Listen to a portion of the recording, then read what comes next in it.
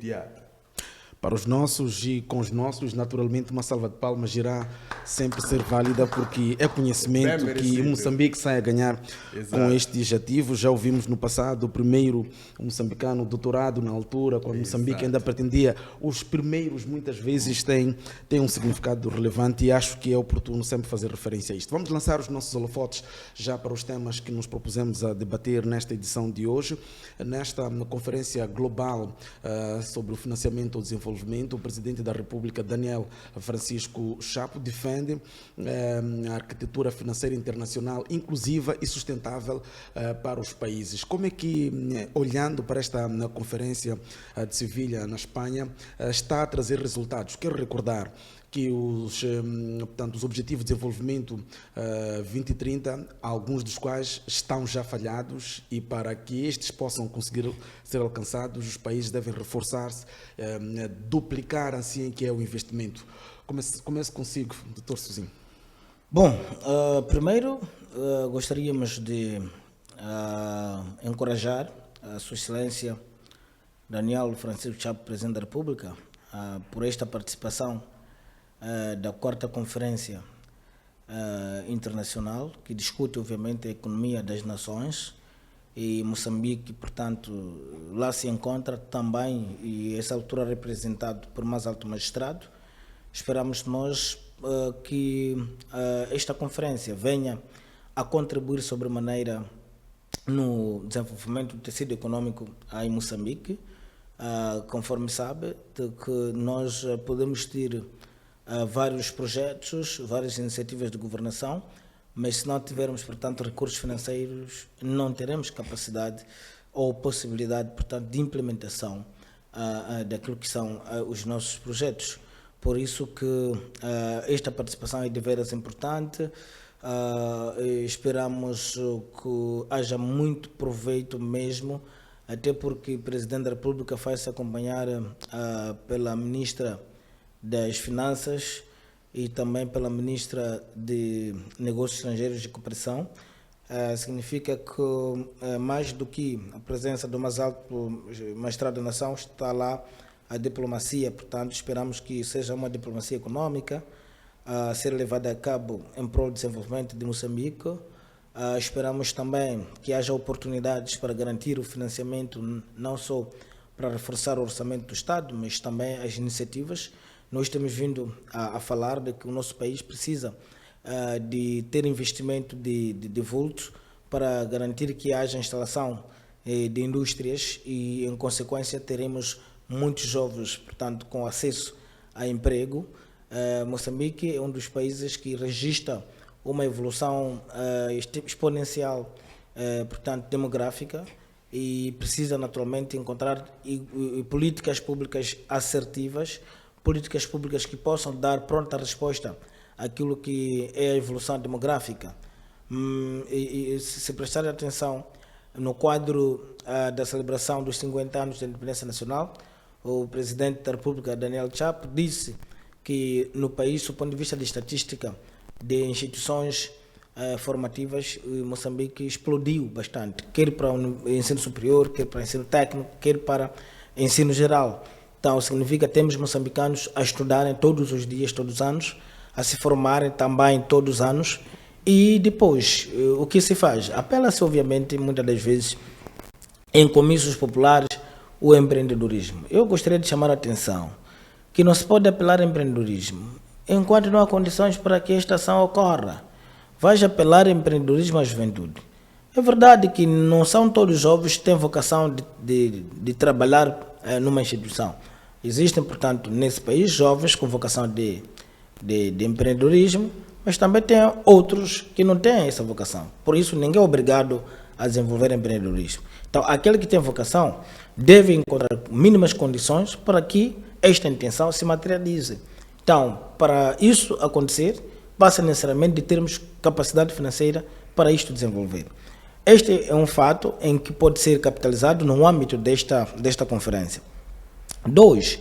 Se prestar atenção, a nossa Constituição da República fala da agricultura como base de desenvolvimento. Eu tenho uma opinião contrária. Aliás, eu estou autorizado a fazer recensão crítica de qualquer que seja a literatura. Quer dizer, dando sequência, eu gostaria de dizer que a base de desenvolvimento deste país nem devia ser a agricultura. A base de desenvolvimento deste país tinha que ser a educação. Porque o indivíduo educado, formado em matérias de técnicas agrárias, então vai produzir não só comida, vai produzir mais, vai fornecer, portanto, um raio de produção e produtividade em vários ângulos. Por isso que a minha proposta é que essa base de desenvolvimento não seja meramente agricultura. Quer dizer, como que você diz que a base de desenvolvimento é agricultura, se esse indivíduo, a agricultura que refere a qual? Aquele que o camponês faz com enxada de cabo curto. É para desenvolver que país com cabo curto? Não existe isso. Então, a agricultura mecanizada, ela deve ser praticada com técnicas cientificamente comprovadas. E só podemos ter técnicas cientificamente comprovadas se formos à escola. Então, a educação é a base de desenvolvimento. Esta é a minha proposta. Com isso, queria chamar a atenção ao Parlamento, porque eles que têm competência de revogar a Constituição, a próxima revisão, porque provavelmente teremos a revisão resultante do diálogo nacional inclusivo. Então, eu aproveitar e revogar essa parte, para além de ser a agricultura como desenvolvimento, fica a educação base de desenvolvimento.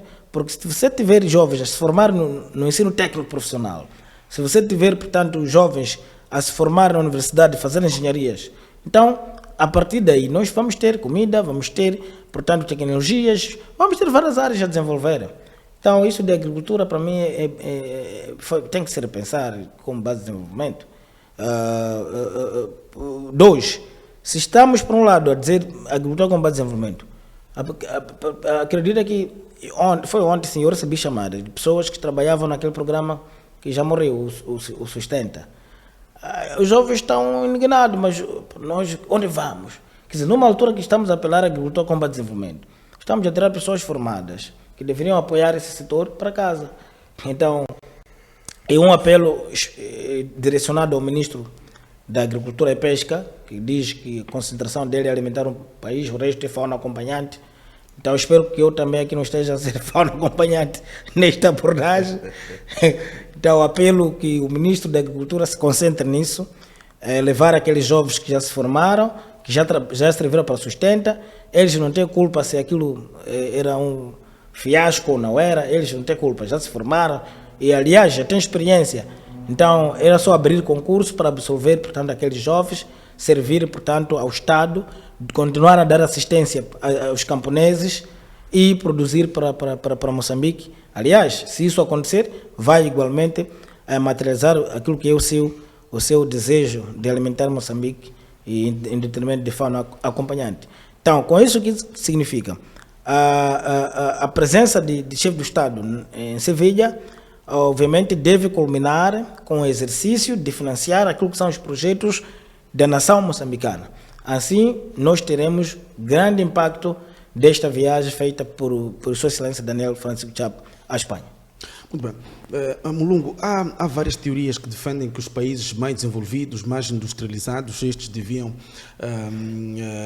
aplicar aqui a modernização deste financiamento. Um dos pontos é no perdão da dívida, por outro, com base nos recursos que estes países têm estado a poluir o meio ambiente, devem canalizar mais recursos aos países em desenvolvimento. Qual é a sua posição em relação a este financiamento global para o desenvolvimento dos países, muito particularmente porque fala-se bastante que há uma tendência cada vez mais crescente, as economias desacelerando, a questão dos conflitos comerciais cada vez mais visíveis, e a questão que se levanta é como é que todos estes conflitos podem alavancar os planos da Agenda de Desenvolvimento 2030. Bem, tendo em conta aquilo que é a nova estrutura global que está sendo construída neste momento, eu creio que organizações deste género, ou seja, onde o FMI, o Banco Mundial e outras organizações de caráter internacional perdem, de facto, a sua magnitude, ou seja, a sua grandeza e a sua importância para as relações internacionais.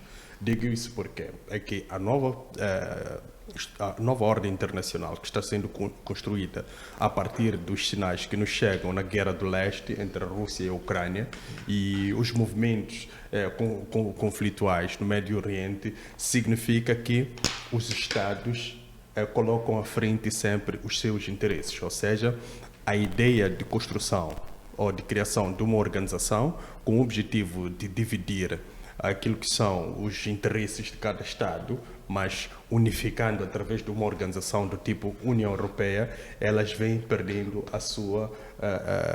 o seu espaço no nível do sistema internacional. Então, isso cria as famosas desigualdades. De que modo? Ou seja, é só ator internacional com capacidade de dialogar e de impor uma determinada agenda àquele Estado cuja sua capacidade militar é de facto maior. E neste caso estamos a falar de países como os Estados Unidos da América, como a Rússia, como a China, como o Irão e como Israel. São países que têm capacidade militar para poder se impor a qualquer tipo de agenda e impor a sua própria agenda. A título de exemplo, nós temos uma negociação bilateral sobre o assunto da Ucrânia que interessa tanto a própria Europa entre a Rússia e os Estados Unidos da América. Isto significa que a Europa é olhada no xadrez político internacional como um objeto, não como um ator, porque não tem capacidade militar per si para poder sentar e dividir as mesmas opiniões com atores como os Estados Unidos da América e a Rússia. Então, é isto, de facto, que tem moldado o ambiente e o pensamento internacional. Ouvimos no discurso, por exemplo, de João Lourenço, a falar das dificuldades por causa dos conflitos internacionais de obter qualquer tipo de financiamento, porque há uma instabilidade internacional. Quando há uma insegurança internacional, as organizações fecham-se, os Estados fecham-se, não há uma abertura para maior financiamento. Mas o outro, porém, que é importante, encontramos no discurso do Presidente da República de Moçambique, Daniel Francisco Chapo, que é a ideia das desigualdades, naquilo que é a proporcionalidade para poder, de facto, se canalizar este financiamento. Por que ele chama estas duas figuras, desigualdade e proporcionalidade? É que, em termos de proporcionalidade, nós temos que ver o Estado através das suas necessidades, porque as necessidades podem ser idênticas, mas as questões internas já são diferenciadas. Por exemplo, Moçambique tem uma extensão, uma configuração física diferente do Guiné-Bissau, diferente de Angola. Tem uma necessidade a nível da educação, a nível da saúde, diferente de Angola e Guiné-Bissau. Então aqui tem que se jogar muito o papel da proporcionalidade para conseguir, de facto, trazer aqui um financiamento que responda essas necessidades a nível interno.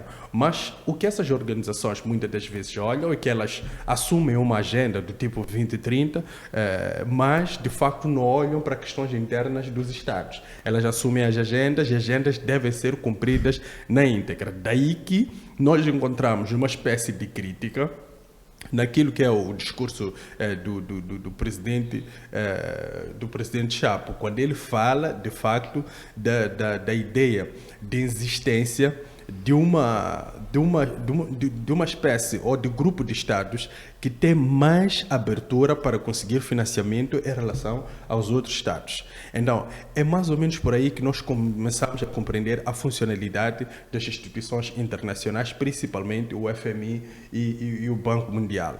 Então, estes fóruns, elas servem de facto para unificar os pontos dos Estados em via de desenvolvimento e principalmente para o Moçambique e Angola, que se identificam como Estados do Sul global, para que de facto encontrem um entendimento e este entendimento traga de facto uma robustez naquilo que é a capacidade de ser financiado. Mas ao mesmo tempo, os mesmos Estados reclamam do índice elevado da dívida externa, que tem condicionado muito aquilo que é a sua capacidade de desenvolvimento. O que isto traz? É que quanto maior for a sua dívida externa, maior é a capacidade interventiva de forças ocultas ou de atores externos naquilo que é o sistema de governação de cada Estado. Então aí já compromete o plano de governação de cada país. Por quê? Porque a sua dependência é maior. E quanto maior for a dependência, maior é a ideia de que o ator, que de facto é o maior credor, pode de facto ditar as regras. Por isso nós tivemos esta ideia não muito amadurecida da tabela salarial única, que foi de facto implementada sob comandos do FMI, mas muito mais tarde a própria FMI acabou, de facto, orientando o Estado moçambicano que devia diminuir a sua massa salarial. Ou seja, entramos em um processo de contradições por orientações de uma organização. Por quê? Esta organização, ela olha o Estado per si, por fora. Ela não olha o Estado a partir de dentro. Agora, se ela tivesse essa capacidade de olhar o Estado a partir de dentro e tivesse, de facto, análise de todos aqueles institutos que fazem avaliações a nível interno, nós teríamos, se calhar, uma resposta concisa e cabal. Mas, neste âmbito todo, nós vimos alguns estados como o Quênia a negarem orientações do FMI. Por quê? Porque as orientações do FMI, elas colidiam, de facto, com aquilo que era o quadro de governação a nível interno e com aquilo que eram as necessidades a nível interno. Então, é preciso que nós primeiro façamos uma avaliação. A título de exemplo, quando nós olhamos a ideia do desemprego sob o prisma do Banco Mundial, é que Moçambique, a cada ano, emergem cerca de 500 mil pessoas com idade para trabalhar. Mas existe uma coisa, existe idade para trabalhar, mas também existe disposição para trabalhar. Ou seja, o indivíduo com 18 anos, ele está apto para trabalhar, mas alguns indivíduos com 18 anos em Moçambique ainda estão a estudar. Ou seja, estes não estão à procura de emprego, então não podem ser colocados estatisticamente na posição de desempregados. Ou seja, desempregado é um mulungo que por anos procura emprego e não consegue. Mas aquele que já tem 18 anos, este de facto não pode ser considerado desempregado. Então, estas diferenças, estas discrepâncias que muitas das vezes colidem a agenda interna de governação com aquilo que é a agenda internacional dessas organizações. Então, nós vimos aqui a capacidade de soft power, naquilo que é o discurso do Presidente da República de Moçambique, na ideia de trazer uma espécie de um balanceamento entre o interesse do Estado e aquilo que são as próprias agendas, de modo a encontrar aqui uma espécie de coesão, porque sem esta coesão nós, de facto, vamos sempre falhar e vai se levantar as questões como essa que levantou. Esta conferência global traz aqui a ideia de um sistema global de dívida em que atualmente consegue-se perceber que é insustentável, é injusto e até impagável para alguns.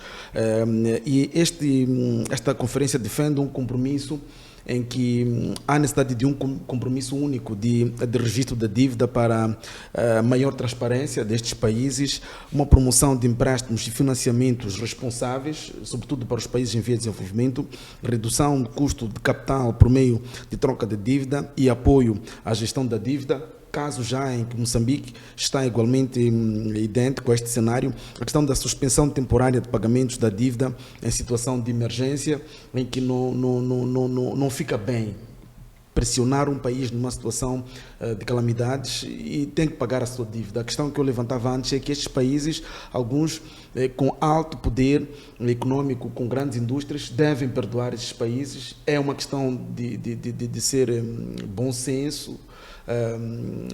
Fala-se que estes financiamentos, por um lado também, a questão da dívida acaba sendo injusto, insustentável para muitos países em vias de desenvolvimento. Como é que se pode criar aqui um modelo global de financiamento a estes países que precisam deste financiamento, por um lado, mas por outro, estão presos a estas narrativas de imposições? Bom, de facto é interessante esse aspecto, até porque na sua construção tentou, portanto, trazer algo muito importante que tem a ver com a pressão que se exerce para um país em calamidades, por exemplo. Então, julgo que essas matérias devem ser discutidas de tal forma que se crie condições de alívio para quem tem dívidas, mas também é preciso perceber de que essa questão de contração de dívidas, a pessoa é porque tem necessidade. Os países não vão aderir a dívidas porque querem estar, portanto, submersos, portanto, a esses processos, mas porque há necessidades, há aflições em que as pessoas vão aderir, mas é fundamental que, acima de tudo, esteja lá o caráter de humanismo. É preciso perceber que existem países que passam aflições extremas ao ponto de não conseguir dar seguimento àquilo que é, portanto, a amortização da dívida, como o caso de Moçambique. Se prestar atenção, houve uma situação muito drástica em 14 de março de 2019, que é o ciclone Idai, que dilacerou completamente a economia, fundamentalmente da província de Sofala, com destaque para a cidade da Beira, e que depois o Estado moçambicano tinha que mobilizar recursos para a intervenção daquelas situações, embora tenha recebido apoio externo, mas tem que perceber que, como o dono do território, o esforço foi maior. Então, nessas situações, eu acho que tinha que haver alguma compreensão, ou seja, a dívida tinha que parar temporariamente e sem aplicação, portanto, de taxas de juros, para permitir que a dívida continue sustentável. Porque se você se encontra numa altura em que não tem capacidade de amortizar e os juros vão, portanto, disparando, a dívida totalmente se torna insustentável. E estamos a falar, portanto, na relação entre países, fazendo um paralelismo com situações singulares, como o caso de Moçambique. Nós temos muitos funcionários públicos, especialmente, mas também temos privados que se encontram endividados aos bancos, e em algumas situações, em algum momento, o salário, quando demora, os bancos não perdoam, portanto, aplicam multas, etc. Eu acho que, começando um debate desta natureza na dimensão intercontinental, e julgo ser justo que essas decisões desemboquem, portanto, em benefício, portanto, de situações singulares, em que os próprios credores compreendam a fase de aflição, portanto, de pessoas singulares. Então, seria importante para impulsionar o desenvolvimento e motivar as pessoas para continuar a apostar, nesse caso, na adesão às dívidas. É preciso perceber que, em algum momento, é importante endividar-se para resolver questões capitais, quer para o país, quer para questões singulares. Um exemplo tão simples: uma vida honesta, imagine que vamos dar exemplo com um indivíduo que ganha, por exemplo, 40 mil meticais. Ele ganha 40 mil meticais mês, o mesmo tem, para além das despesas correntes, nem tem reservas para assistência médica medicamentosa. Entretanto, a pessoa tem uma necessidade de adquirir um bem valioso. Está ciente de que, juntando o seu salário, não vai conseguir. Imagina que queira fazer uma despesa de 500 mil ou 600 mil meticais. Não é possível juntar aquilo que ganha por mês, 140 mil meticais, ainda que fosse 100 mil meticais, para encarar, portanto, este bem. Então, recorre-se à banca para o efeito. Então, significa que a dívida não é mal, mas é preciso aderir dívidas com alguma racionalidade. Exato. Com alguma racionalidade, que é para essa dívida seja sustentável. Então, isso para mim é importante. Então, é fundamental que esta conferência também leve muito a sério, portanto, esses aspectos. E Moçambique, conforme sabe, é um dos países que tem dívidas acima de meta, como dizem em gíria popular, acima de pescoço. Então, tendo dívida acima de pescoço, significa é o país mais interessado para que haja revisão das políticas neste capítulo, porque senão passamos a vida a pagar, portanto, a dívida e prejudicar aquilo que são os projetos, os programas, portanto, de desenvolvimento que foram definidos para beneficiar o povo moçambicano. Muito bem, vamos agora lançar os nossos holofotes ao segundo tema, que é então a questão do gestor da Companhia de Bandeira Nacional, Linhas Aéreas de Moçambique. Por um lado, as Linhas Aéreas de Moçambique e igualmente a de Botsuana contrataram o mesmo gestor para que possa alavancar estas duas companhias aéreas. O certo é que fala-se bastante da questão do conflito de interesse. Como é que tem acompanhado? Qual foi a primeira impressão que teve quando tomou conhecimento desta situação de Botsuana ter também entrado em contrato ou pretender contratá-lo para que possa alavancar esta companhia?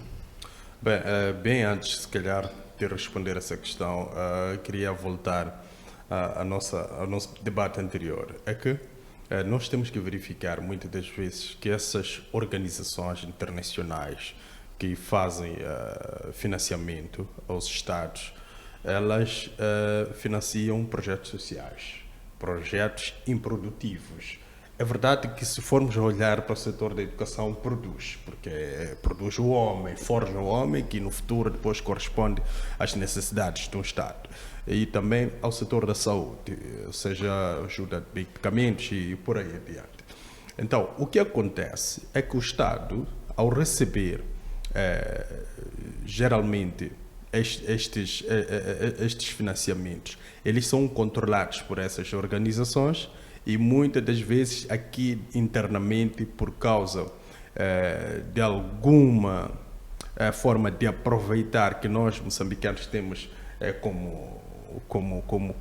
como desonestidade, de facto, é aproveitar-se do valor, cria-se algumas empresas fantasmas que vão prestando serviços nestas áreas e, por fim, este valor acaba não sendo, de facto, canalizado para os devidos locais. Então, é isso que muitas das vezes cria certos embaraços. Quando essas organizações vêm auditar as nossas contas, descobrem que há valores que de facto sumiram e eles não percebem como de facto isto aconteceu. Então, é o que mais prejudica a estrutura interna, corrupção e outros problemas que nós trazemos conosco, prejudicam este processo de credor e devedor.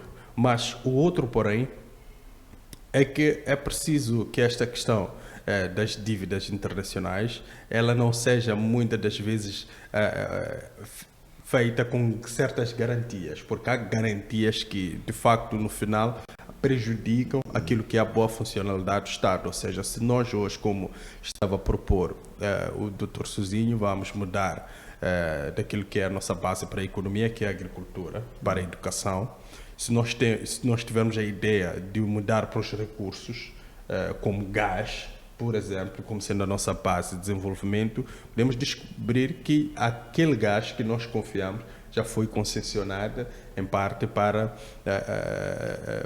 pagar essas dívidas. Então, muitas das vezes é preciso respeitar o ambiente interno, olhar muito para o ambiente interno e depois fazer essa contratação de dívidas para que, de facto, não haja esses problemas no final com as organizações, porque elas, quando fazem as auditorias, devem ter clareza de onde os valores foram canalizados. Agora, quanto a essa questão deste super gestor ou super PCA que nós temos aqui em Moçambique, é um turbo, nós temos que, de facto, perceber que ele assinou em um regime não exclusivo com Moçambique, mas é um contrato sem limitações. Então, tendo em conta que ele já teve, de facto, êxitos em países como Sérvia e outros, não significa que ele pode ter êxito em Moçambique. O que nós conversávamos ainda em off, antes mesmo de iniciar o programa, que se calhar ele ainda na Sérvia estava em um processo de projeção. Ele vai mostrando a sua musculatura intelectual no nível da capacidade de gerir grandes instituições. Mas cá em Moçambique, tendo em conta essa atitude numa primeira fase, ele demonstra que vem buscar dinheiro, tanto em Moçambique e tanto em Botsuana. Mesmo com essa justificativa da própria LAM, de que ele foi a Botsuana a título de assessor. Outro exemplo é que, de facto, se nós temos este super PCA a administrar duas companhias aéreas, no âmbito de tivermos uma conferência regional das companhias aéreas, teremos um PCA a representar duas companhias, o que vai, de facto, configurar aquilo que eu colocava já na sua questão, que é a ideia de conflito de interesses. Então, Moçambique deve refletir profundamente naquilo que é a sua capacidade de construção de contratos, porque estamos a verificar que há uma fragilidade a nível contratual. Nós estamos a confiar uma figura internacional que, per si, a nível do seu perfil, tem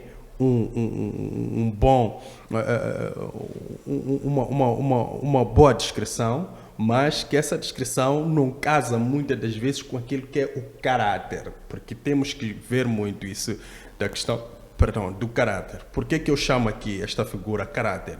É que o caráter faz com que o cidadão, por mais que ele tenha um compromisso, não numa situação de exclusividade com uma instituição, ele, quando quer assumir qualquer tipo de função numa outra instituição, sente com essa instituição e, de facto, procure saber da sua opinião numa primeira fase antes de facto, dar este passo. Mas não foi verificado, se calhar, por parte desta figura. Então, nós, como Moçambique, temos que avaliar os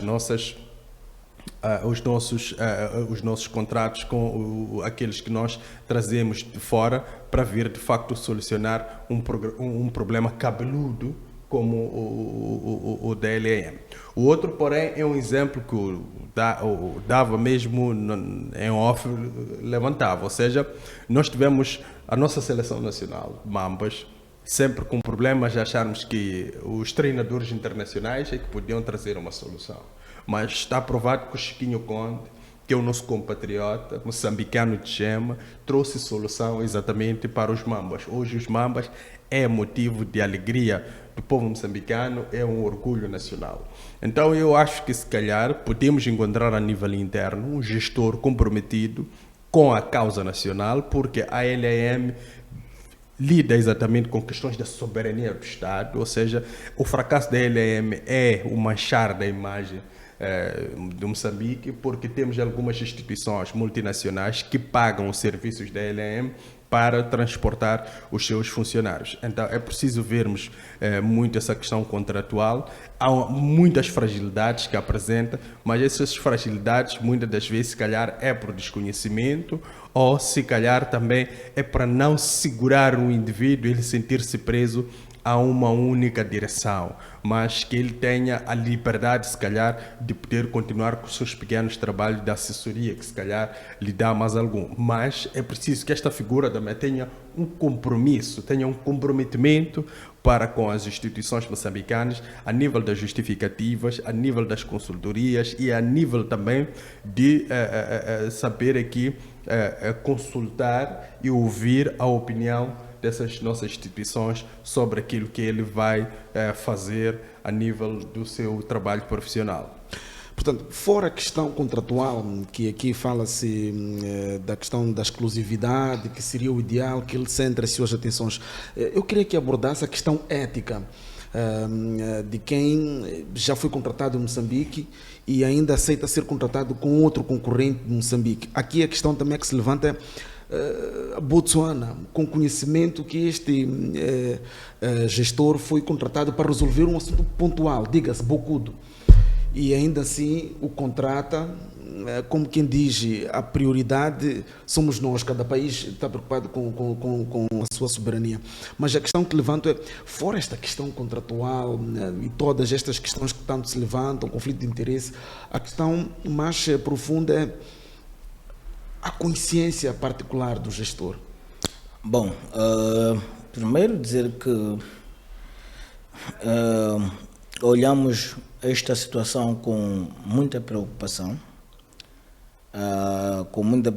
porque em algum momento pode configurar uma ofensa aos moçambicanos, porque o nosso país, de acordo com o Instituto Nacional de Estatística, espero que sejam dados sérios, nós temos mais de 30, ou somos mais de 33 milhões de moçambicanos. E estamos a disputar um fulano.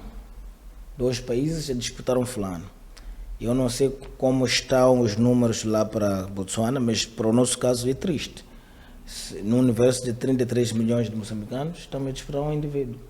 Será que aqui em Moçambique não temos um compatriota íntegro e competente?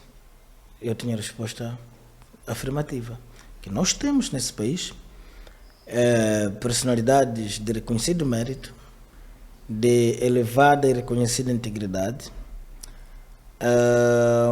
Não faz sentido que até neste momento Moçambique esteja a disputar um indivíduo. Está aí o contrato, aquela questão que estava a levantar, que tem a ver com questões de ética. O indivíduo se leva contrato com outro país, nós não temos porquê forçar a ele a ter negociar, porque quando se emite a cláusula de exclusividade, significa deve mexer com questões monetárias. Exclusividade, existe uma percentagem de exclusividade que se paga. Eu tenho experiência disso, já trabalhei numa entidade em que havia exclusividade, em que onde eu deveria trabalhar exclusivamente para a organização, mas por efeito existe um subsídio que suporta essa despesa da exclusividade. Ora, e essa despesa de exclusividade pode equiparar-se ao salário, afirmativo, se considerarmos com o concorrente aqui ao lado. Afirmativo. Imagine, vamos dar um exemplo tão rápido. Imagine que este fulano receba em salário normal no nosso país $1 milhão de meticais. E Botsuana apresenta a proposta de 1.800.000. Significa que ele, para além de trabalhar para as duas entidades ou os dois países, pode até largar Moçambique da Botsuana, porque ganha mais de 800. Então, se nós queremos retê-lo na base de exclusividade, significa dar um saldo pelo menos igual ao que receberia a Botsuana. Então, estamos a brincar com coisas sérias. Aqui em Moçambique, se me perguntar de forma rápida, eu respondo. Temos, caso concreto, o Rosário Fernandes, que foi presidente de Estatística, depois de autoridade tributária. É uma personalidade íntegra. Mas aqui a questão que se levanta é alguém que é um bom gestor, não uma personalidade íntegra, ou é quem tem experiência de resgatar uma companhia aérea que já estava com problemas sérios. No caso deste gestor, está com 35 anos de experiência que acumulou especificamente neste setor. A questão de experiência adquire-se. Por exemplo, este indivíduo que nós estamos tanto a apreciar, ele não nasceu sabendo isso. Não nasceu sabendo. Ele nasceu como um homem normal e foi aprendendo.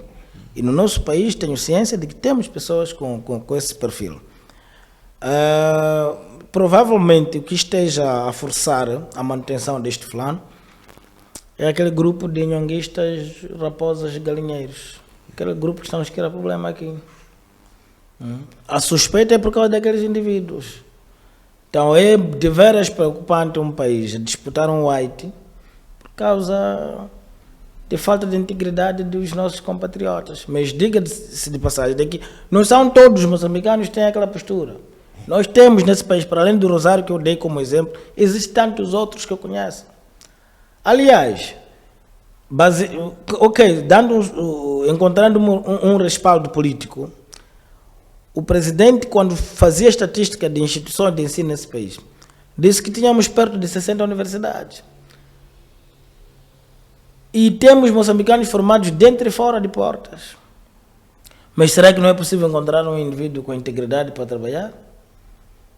Um indivíduo com alguma experiência, ainda que não seja igual a este white, mas existem aqui moçambicanos com atitudes, moçambicanos com conhecimentos, com habilidades, e colocar a máquina, portanto, a funcionar. Isso não há dúvidas. Então eu não estou a favor dessa negociação do pacote de exclusividade para a retenção deste senhor que está na LAM. Ele pode muito bem ir para Botsuana. Aqui ficamos a encontrar alguém. Vai trabalhar, reestruturar a LAM e funcionar normalmente. O problema aqui não é de ser moçambicano ou não. É uma questão de valores, de integridade. É onde estamos aqui a procurar. Mas eu tenho ciência que vamos encontrar aqui no país. Talvez estão a pensar que, já que é um estrangeiro, não vai aderir aos nhongas. Mas esses nhonguistas que estão lá na LAM, se ainda continuam, aqueles que foram passear na Europa, vão fazer de tudo para mobilizar aquele white, tornar-se nhonguista. Esse país tem, portanto, indivíduos bons e maus. Então, o que temos de fazer é capitalizar os bons, que temos demais aqui nesse país. Eu estou muito triste com essa situação. Até emitir esse comunicado, reunir a emergência num domingo. Se calhar alguns já estavam, como dizem em gíria, estavam a curtir o fim de semana. Foram chamados de emergência a reunir no domingo, porque Botsuana quer um estrangeiro. que está no nosso país, então porque entreguem. E então procurem, talvez esse pacote de exclusividade dá para pagar mais alguém, para reforçar a equipe, colocar a máquina, portanto, a funcionar. Esta é a nossa visão e eu não concordo com essa disputa desse fulano que está na ilha. Este contrato com o gestor das linhas aéreas de Moçambique sinaliza algum dado que lá mais adiante podemos ter na perspectiva de alguma seriedade para tratar exclusivamente o assunto de Moçambique, que são as linhas aéreas de Moçambique? Sinaliza algum dado que podemos não estar aqui a perceber? Bem, eu acho que sim. Eu acho que a médio prazo ainda não temos, de facto, aqui sinais de poder, se calhar, resolver o assunto da LAM. Porque vários escândalos na LAM, se calhar este senhor veio para cá com este conhecimento e não podia, de facto, dar um passo que chamasse tanta atenção como este passo, de facto, de estar a assumir também a Air Botswana, ou seja, a companhia aérea de Botswana. Digo isto porque é que ele devia se concentrar nesta questão de Moçambique para poder trazer uma solução. Esta atitude dele demonstra de facto que os nhunguistas que o colega Américo levanta já o cooptaram. Ele já foi cooptado, é por isso que ele também está à procura de nhongas de outros países. Ou seja, nós aparecemos já a disputar porque isso parece-me ser uma rede a nível regional com exclusividade de alguns países que têm as linhas aéreas bem organizadas, como a África do Sul, de modo, se calhar, a fixar bem esta rede e legitimá-la a nível regional. Ou seja, não há explicação nenhuma para 3 indivíduos terem saído de Moçambique, ir à Europa, para poder, de facto, ir ver os aviões, fazer testes e voltar e dizer que não viram nada. Estas pessoas, numa primeira fase, deviam ser trancados diretamente na PO, porque são pessoas que não têm compromisso nenhum com aquilo que é, de facto, o suor do povo moçambicano que está a trabalhar dia e noite para pagar impostos. E este imposto que é canalizado no final do dia para satisfazer algumas infraestruturas do nosso próprio Estado. Então, essas pessoas mostraram um desrespeito a um povo. Então, fora isso, eu acho que esta pessoa, este gestor, com o perfil que tem, no máximo podia ter formado algumas pessoas em Moçambique para poder assumir a LAM daqui por diante. E não só, podia formar em simultâneo, por concordância regional, agente do Botswana ou 2 agentes do Botswana, 2 em Moçambique, 2 de Zimbábue, assim por diante, para que não tenhamos futuramente que contratar mais um outro estrangeiro com uma experiência igual ou com um perfil igual para poder ocupar este espaço. Então, demonstra que Moçambique também não tem muita vontade a curto prazo de solucionar este problema. O que nós estamos a ver na LAM é que há uma suposta pretensão em solucionar um problema que, para já, cada vez que tenta se solucionar, cava-se mais problemas para, de facto, a LAM chegar a uma situação de insustentabilidade. Ou seja, já está numa situação de insustentabilidade, mas parece que quer se conduzir a LAM a essa proporção. Eu creio que não é por aí, é o momento de se refletir em torno deste gestor e também em torno daquilo que é a moral de um país. Nós temos várias pessoas, gestores que foram formados fora e dentro do país. Nestes, eu creio que num concurso bem transparente, num concurso bem mesmo filtrativo, podemos encontrar uma figura que possa assumir não só a LAM, mas outras instituições que carecem de facto de um gestor de qualidade. Não estou a menosprezar esta figura, tem de facto uma experiência específica, não de gestor de forma aberta, mas estes gestores de forma aberta podem encontrar essa experiência, porque como disse o meu colega, ele não tinha essa experiência, ele adquiriu. Os outros também podem adquirir, ou ele mesmo pode ser pago, pode ser 10 milhões de meticais numa vez, ele é pago para poder passar este conhecimento. Agora, pagar salário, 1 milhão de meticais, eu pressuponho que seja isso, 1 milhão, 1 milhão e 200.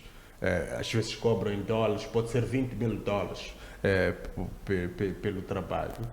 Por muito tempo, eu creio que chega a ser muito valor, mas também muito desgaste mental das pessoas que se encontram lá. Então, se calhar é uma espécie de formação, em menos de 3 meses ele já teria passado aquilo que é o know-how básico. Muito bem, se por um lado, em 2023, a empresa sul-africana Fly Modern Arc foi contratada para reestruturar as linhas aéreas de Moçambique, fez algumas mudanças de vulto, identificou 300 milhões de dólares norte-americanos em dívida que as linhas aéreas de Moçambique tinham, para além de ter despoletado, em alguns casos de desvio de dinheiros por via de vários POS e por aí em diante.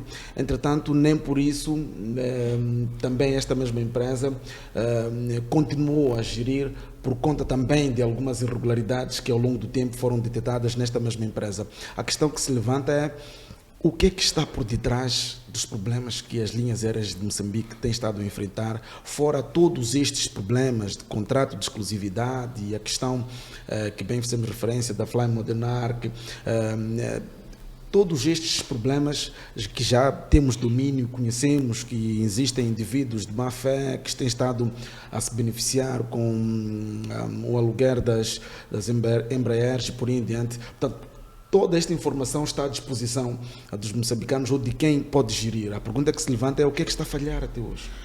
Simples. O que está a falhar é manter mafiosos lá na LM. Simples respostas. São esses fulanos estão lá, nhonguistas. Ou seja, a LM está infestada de nhonguistas, raposas e galinheiros.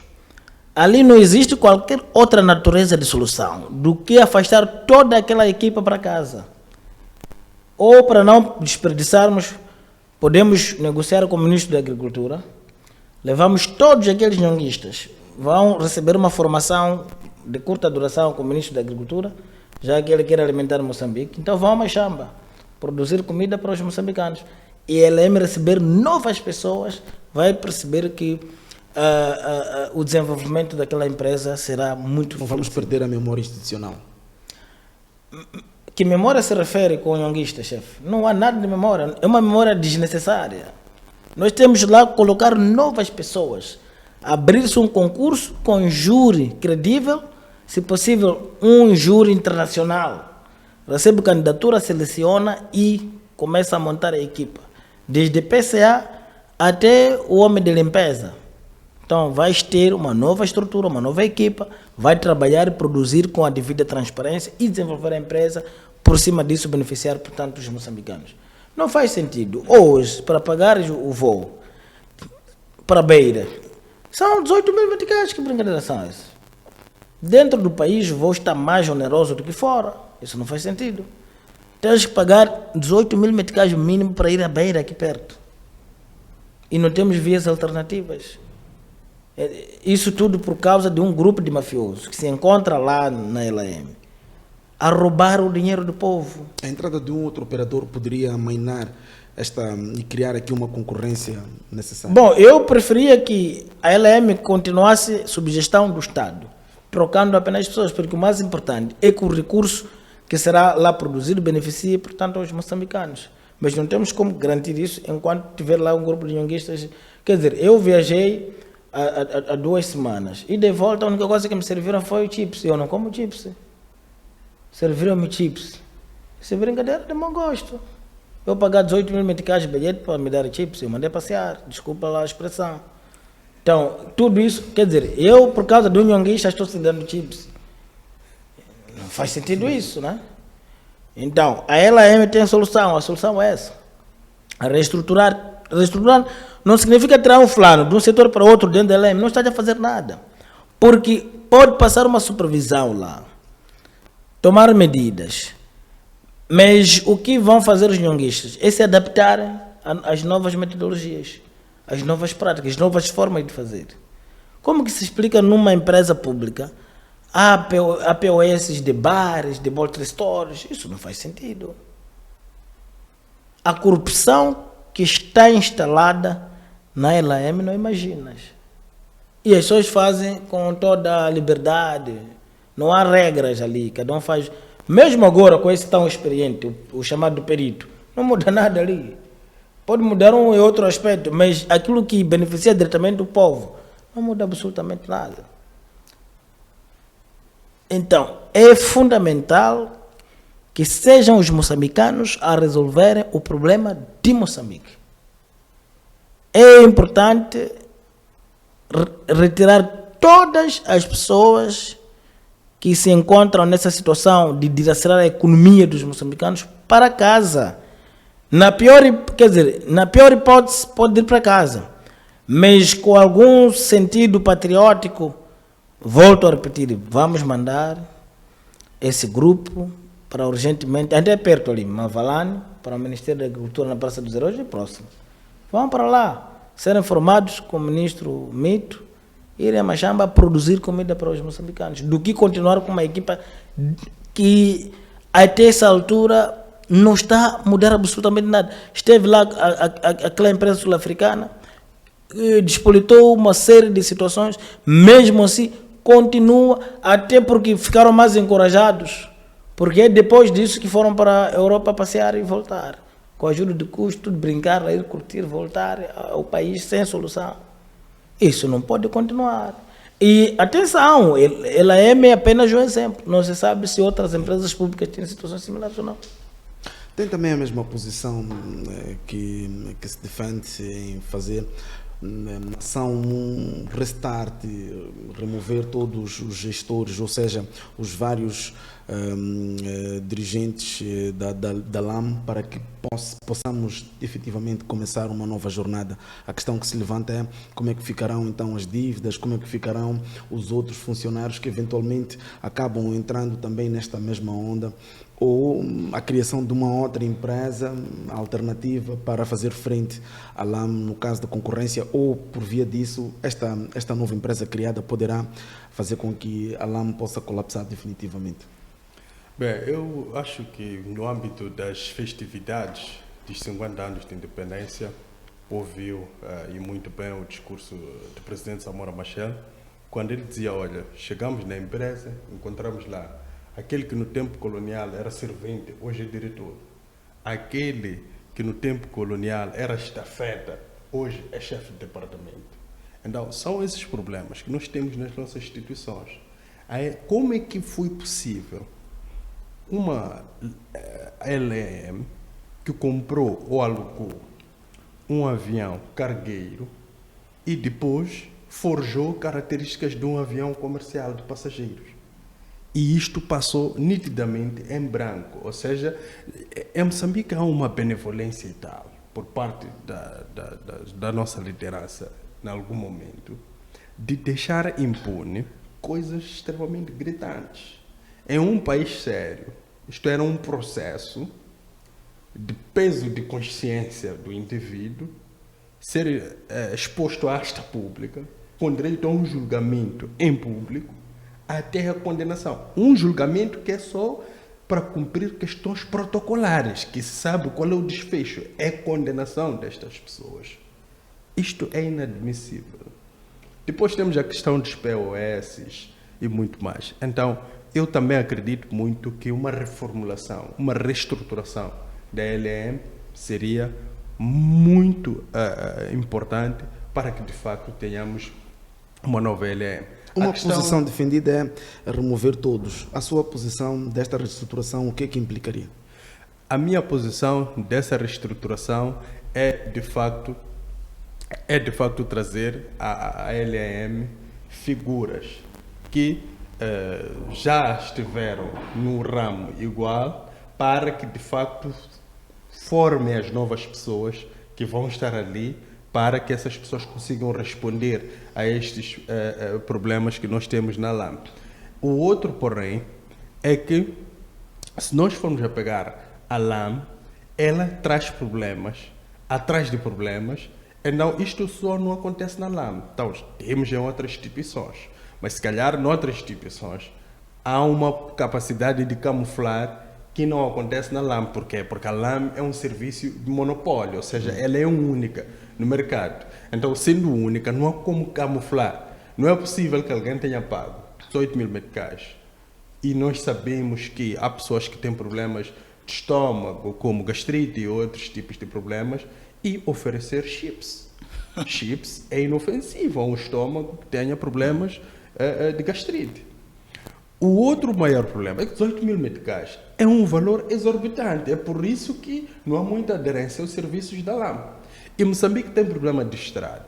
Tendo problema de estrada, devia abrir um espaço para que a LAM pudesse servir aos moçambicanos de Maputo a Cabo Delgado, de Maputo à Zona Centro, para, de facto, as pessoas transitarem com segurança. E não podia exceder o salário mínimo, o preço do avião. 18 mil meticais está muito acima do salário mínimo. Então, no máximo, de Maputo a Cabo Delgado, devia estar ao nível de um salário mínimo, que também não é pouca coisa. Então, devia incluir ação social. Alain, é o que está a dizer? Não, não é ação social. É um serviço. Vamos lá, 18 mil meticais são acima de $100. Se eu coletar, a maioria dos países não cobram $100 por passagem. Internamente, é muito valor. Então, é preciso nós refletirmos em torno daquilo que nós queremos para instituições como a LAM, para instituições como o TPM, que também já de facto faliu. Já não temos o transportador público rodoviário como o TPM a funcionar. Então, a LAM também está a incorrer o mesmo processo, se calhar vai chegar a uma conclusão, deve chamar uma entidade privada para operar em Moçambique.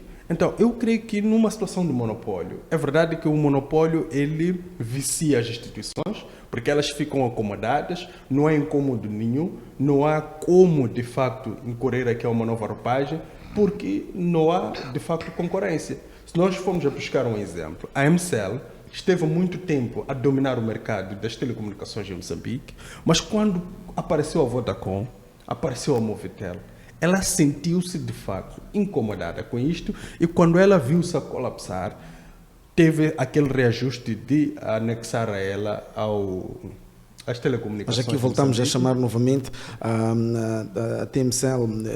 Teve este ressentimento por culpa de estar no monopólio ou também, novamente, a questão da gestão? Não, é que ela esteve no monopólio, porque o monopólio vicia, é a lógica que e não estava a trazer. modelizar, é o que está a dizer. Exatamente, ela não estava a acompanhar a dinâmica do mercado. Okay. Mas, quando ela percebeu que havia esta necessidade, através de quem está fora, porque quem está dentro não percebe isso, é quem está fora. E quem está fora são os auditores externos, é que depois vão colocando as notas, e essas notas é que servem, de facto, de alavancador para um pensamento crítico interno, para se trazer uma nova imagem. E nós temos hoje uma MCL que consegue, de facto, balançar os serviços. Qualidade é um outro assunto que podemos discutir, mas os serviços proporcionados ao cidadão já são equitativos ao das outras telefonias móveis. Então, se calhar, a LAM corre este risco, mas eu creio que é um risco desnecessário, porque ela podia, de facto, se reestruturar, garantir preços básicos para poder ter mais aderência aos seus serviços e assim, se calhar, teria mais capacidade de coletar finanças.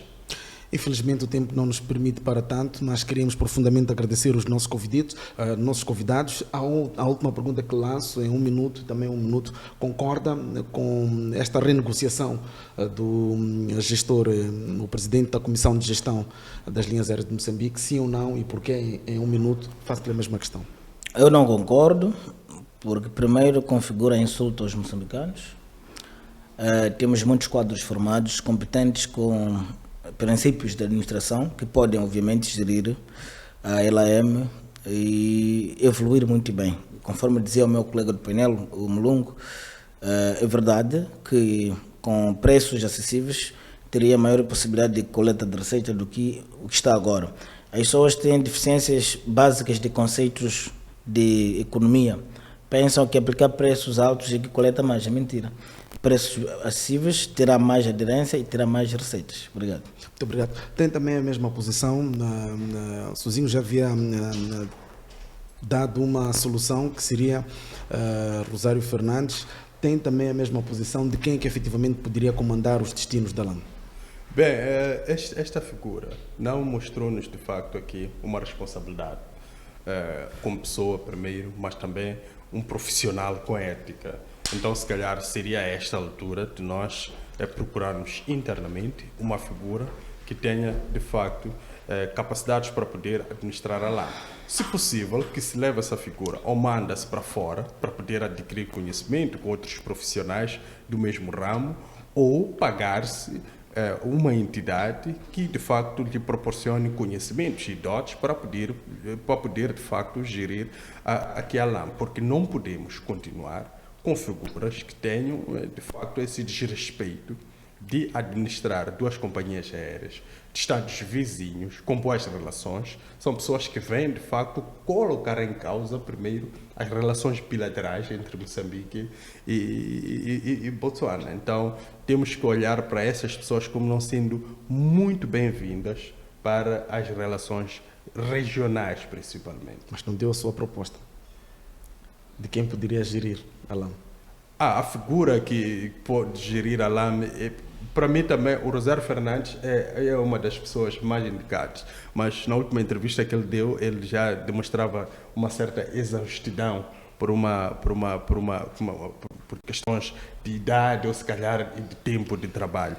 Eu creio que se calhar nós podíamos buscar Samora Machel Júnior, que está por frente de uma Montepuez, pode se calhar trazer uma solução para a nossa LAM. Muito obrigado, por aqui ficamos. Hoje recebemos em estúdio dois convidados que muito dominam tanto as ações de opinião pública em Moçambique. Estamos sim a falar de Américo Sozinho e Alves Mulungu, duas figuras com quem abordamos estes dois temas. Estamos sim a falar da Conferência Internacional sobre Financiamento Global e também esta questão do conflito possível de interesse entre o gestor das linhas aéreas de Moçambique e também do Botsuana. Assim, caro ouvinte, continuação e telespectador, continuação de uma ótima manhã, tarde e noite. Aquele abraço.